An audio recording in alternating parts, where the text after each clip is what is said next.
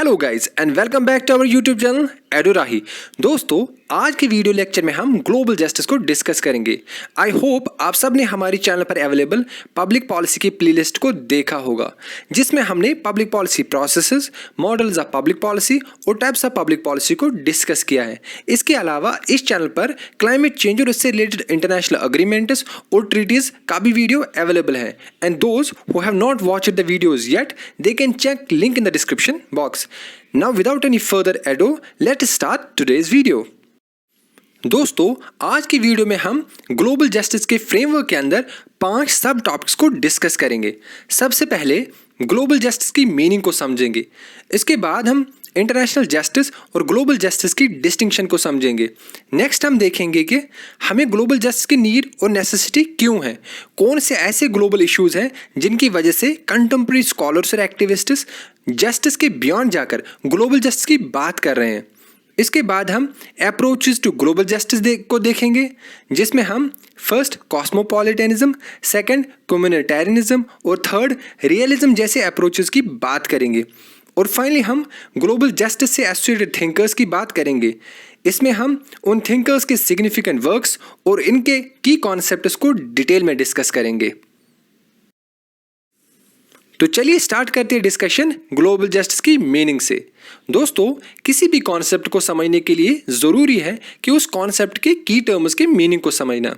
So global justice is a combination of two terms, global and justice.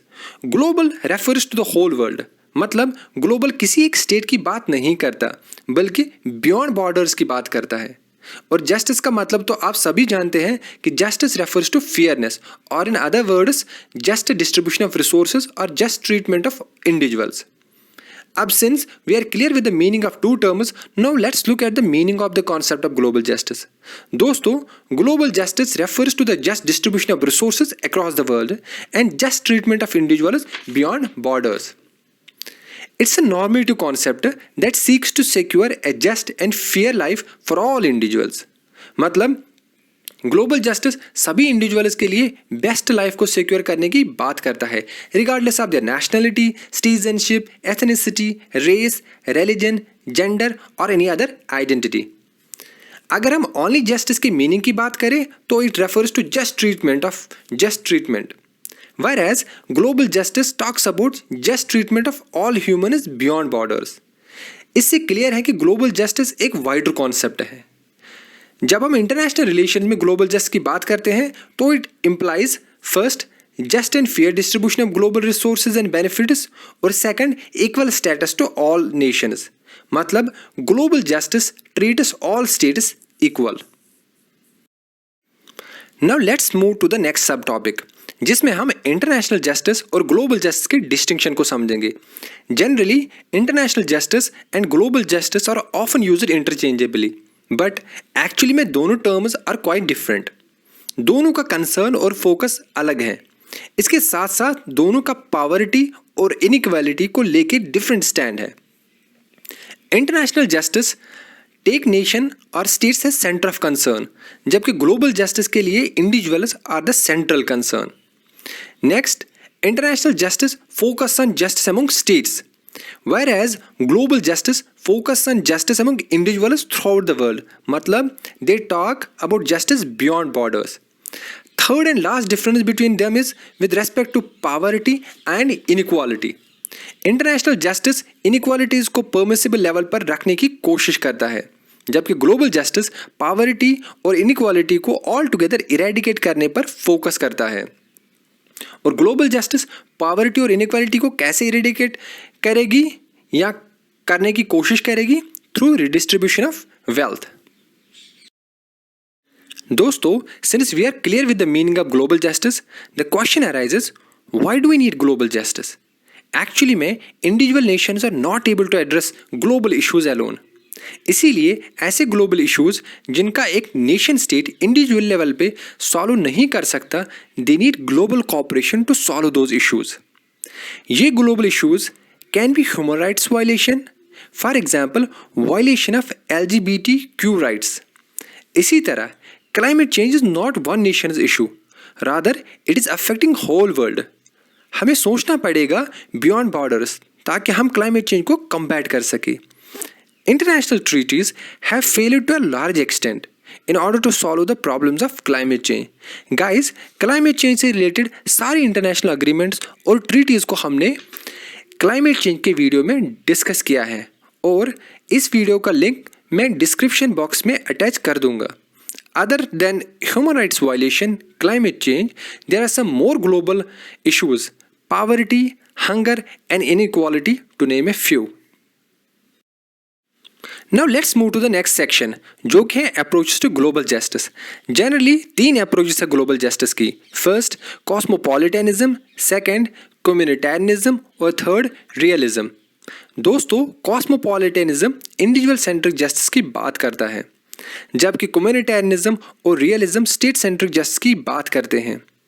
भले ही कम्युनिटेरियनिज्म और realism दोनों state centric justice की बात करते हैं, पर दोनों एक दूसरे से अलग हैं। इन दोनों में क्या डिस्टिंक्शन है उसको भी इसी वीडियो में हम समझाएंगे, पर इससे पहले कॉस्मोपॉलिटनिज्म को डिटेल में डिस्कस कर लेते हैं। जैसा कि मैंने बताया कि कॉस्मोपॉलिटनिज्म इंडिविजुअल सेंट्रिक जस्टिस की बात करता है।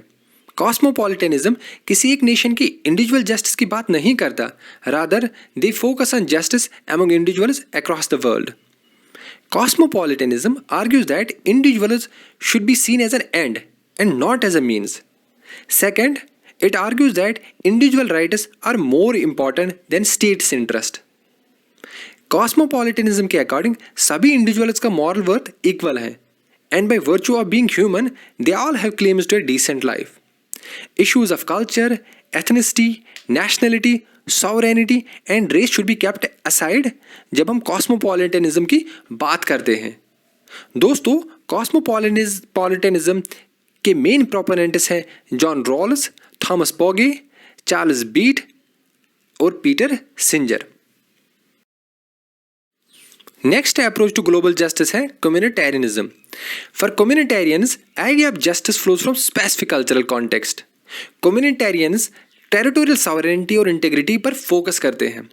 कम्युनिटेरियन थिंकर्स ग्लोबल जस्टिस के आइडिया को कंप्लीटली रिजेक्ट करते हैं। इसके मेन प्रोपोनेंट्स हैं डेविड मिलर। डेविड मिलर की 2 इंपॉर्टेंट बुक्स हैं, first principles of social justice, second on nationalism. David Miller के लिए सिटीजनशिप की वजह से individuals have some special rights and entitlements, पर ये राइट्स ग्लोबल जस्टिस के आइडिया में एब्सेंट है। Due to this reason, Miller opposed the idea of global justice. Next or third important approach to global justice is realism. Realists के लिए state security और sovereignty important है against the individual or human security. For realists, state is the unit of analysis. पर realists generally ignore करते हैं global issues को, like poverty and global hunger. दोस्तों, now we have reached to the last and the most important section of this video lecture, जिसमें हम global justice से associated 4 major thinkers की बात करेंगे, and beginning with John Rawls. दोस्तों, John Rawls की theory of justice से तो आप सब फेमिलियर हैं। हम सब जानते हैं कि for Rawls justice is the first virtue of all social institutions. Rawls अपनी book a theory of justice में जनरल कॉन्सेप्शन ऑफ जस्टिस की बात करते हैं। वही वो अपनी दूसरी book the laws of peoples में ही tried to extend his idea of justice to the global level. In this book the laws of people, Rawls 8 principles की बात करता है which should regulate socio political interactions among peoples in the global arena. ये 8 principles self explanatory हैं, पर फिर भी let me read out these 8 principles. पहला प्रिंसिपल्स है Peoples are free and independent and their freedom and independence is to be respected by other peoples. मतलब पहला principle है free and independent. Second principle है observe treaties and undertakings. Third principle है peoples are equal and are parties to the agreement that bind them. मतलब parties agreement से bind होते हैं। Fourth principle है observing principle of non intervention. Fifth principle है right of self defence. Six principle है honouring human rights. Seventh principle है observing restrictions in the conduct of war. और eighth और last principle है duty to assist other peoples. इन 8 principles के साथ साथ रॉल्स इंटरनेशनल इंस्टीट्यूशंस को सपोर्ट करता है। रॉल्स आर्ग्यू कि कुछ इंटरनेशनल इंस्टीट्यूशंस होने चाहिए जो ट्रेड, बारोइंग और बाकी इंटरनेशनल मैटर्स को गवर्न करे। दोस्तों, हर थिंकर के आइडियाज को क्रिटिसाइज किया जाता है and John Rawls is not an exception to it. Critics argue कि रॉल्स एक स्टेटिस्ट थिंकर है। इस क्रिटिसिज्म की रूट्स रॉल्स के डेफिनेशन द वर्ड पीपल्स में देखने को मिलता है। रॉल्स के लिए पीपल्स रेफर करता है ग्रुप ऑफ पर्सन्स को जो शेयर करते हैं common characteristics such as culture, history, tradition और सेंटिमेंट। अगर हम पीपल्स की इस डेफिनेशन को ध्यान से एग्जामिन करें तो it is very much similar to the definition of modern nation state. Critics argue कि definition of peoples is similar to Benedict Anderson's definition of nation state, जिसको बेनेडिक्ट एंडरसन कहता है इमेजिनरी कम्युनिटी। इसलिए Rawls according to critics is a statist thinker and fail to give a clear concept of global justice. अब हम बात करेंगे the most important और influential critic of John Rawls की, जो कि थॉमस पॉगे हैं। दोस्तों, Thomas Pogge's idea of global justice is very important. Pogge argues that current global order poor को harm करता है। पॉगे के अकॉर्डिंग ग्लोबल पॉवर्टी के काजेस सिस्टमिक और स्ट्रक्चरल हैं, ना कि self induced. He refutes the notion कि पुअर कंट्रीज अपनी पॉवर्टी और इनइक्वालिटी के लिए खुद ही रेस्पॉन्सिबल हैं। पॉगे सेज कि करंट ग्लोबल ऑर्डर को डेवलप्ड वर्ल्ड ने क्रिएट किया है। Thus, developed world has the responsibility to fix the problems. इसके अलावा पॉगे also explains how developed world is responsible for misery in poor countries. पॉगे के लिए developed world has created the global order in 3 ways. First, developed world has carried the project of colonization, genocide and slavery. इससे poor countries impoverish हो गए और उनकी societal development hinder हो गई। Second, developed world extracted nature resource from poor countries, जिसकी वजह से पुअर कंट्रीज और भी सफर करते हैं। और फाइनली थर्ड रीजन है कि global economic order that is global institutions are created by developed world for their own benefits. दोस्तों, इसके अलावा थॉमस पॉगे ये भी आर्ग्यू करता है कि डेवलप्ड वर्ल्ड और पुअर कंट्रीज के बीच में इकोनॉमिक एंड नेगोशिएटिंग पावर का इम्बैलेंस है और current global order is skewed in favour of developed world. ऐसा भी नहीं है कि पॉगे प्रॉब्लम्स ही हाईलाइट करता है। इनफैक्ट पॉगे पुअर कंट्रीज की मिजरी का सोल्यूशन भी प्रपोज करता है। ही आर्ग्यूज कि ग्लोबल ट्रेडिंग पॉलिसीज को रिफॉर्म करना चाहिए in favour of poor countries. इसके अलावा वो प्रपोज करते हैं concept of global resource dividend. In this developed world के द्वारा जो भी रिसोर्स एक्सट्रैक्शन किया जाएगा उस पे टैक्स इम्पोज करना चाहिए। इस टैक्स को पुअर कंट्रीज के लोगों की बेसिक नीड्स को फुलफिल करने में लगाना चाहिए। नेक्स्ट ग्लोबल जस्टिस थिंकर है चार्ल्स बीट्स। दोस्तों, चार्ल्स बीट्स के 2 इंपॉर्टेंट वर्क्स हैं। First, political theory and IR, second, the idea of human rights. Beitz argues that justice must include all humans, so he goes beyond borders to support global justice. For Beats, justice में state associations का कोई place नहीं है। Beats के according justice को national level तक limit करके रखना is morally inappropriate. Charles Beitz favours resource distribution principle. Beitz John Rawls की डिफरेंस प्रिंसिपल को ग्लोबल लेवल पर एक्सटेंड करने की बात करते हैं। इसी के साथ ही इनइक्वालिटीज को खत्म करने के लिए Beitz advocates for redistribution of natural resources. Next और लास्ट ग्लोबल जस्टिस थिंकर है Peter Singer. Important work of Peter Singer is famine, affluence and morality, जो कि उसने 1972 में लिखी।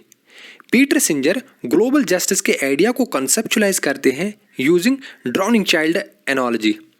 सिंजर प्रपोन्स वन प्रिंसिपल जिसमें वो ही आर्ग्यूज कि अगर हम कुछ गलत होने से रोक सकते हैं विदाउट सैक्रिफाइसिंग एनीथिंग तो ऐसा न करना गलत होगा। मतलब according to Singer developed world has an obligation to assist poor countries. They have duty to assist needy that is poor countries whether they are geographically proximate और नॉट। क्लोजली देखें तो पीटर सिंजर और Thomas Pogge although दोनों global justice thinkers हैं, पर इन दोनों ने separate चीज़ों पे एम्फेसाइज किया है। जहां पीटर सिंजर एम्फेसाइज करता है on the developed world's capacity to assist, वहीं थॉमस पॉगे एम्फेसाइज करता है on the developed world's contribution to the global problems like climate change. तो दोस्तों, ये था आज का video lecture on global justice. In totality अगर हम ग्लोबल जस्टिस को देखेंगे तो there are 3 major claims while moving towards global justice. 1. Redistribution, 2. Recognition और 3. Representation. तो दोस्तों, आप सबको ये वीडियो लेक्चर कैसा लगा हमें कमेंट सेक्शन में ज़रूर बताइएगा। आई होप आप सबको ग्लोबल जस्टिस का ये वीडियो लेक्चर अच्छे से समझ आया होगा। कोई भी डाउट हो तो आप उसे कमेंट बॉक्स में लिख सकते हैं।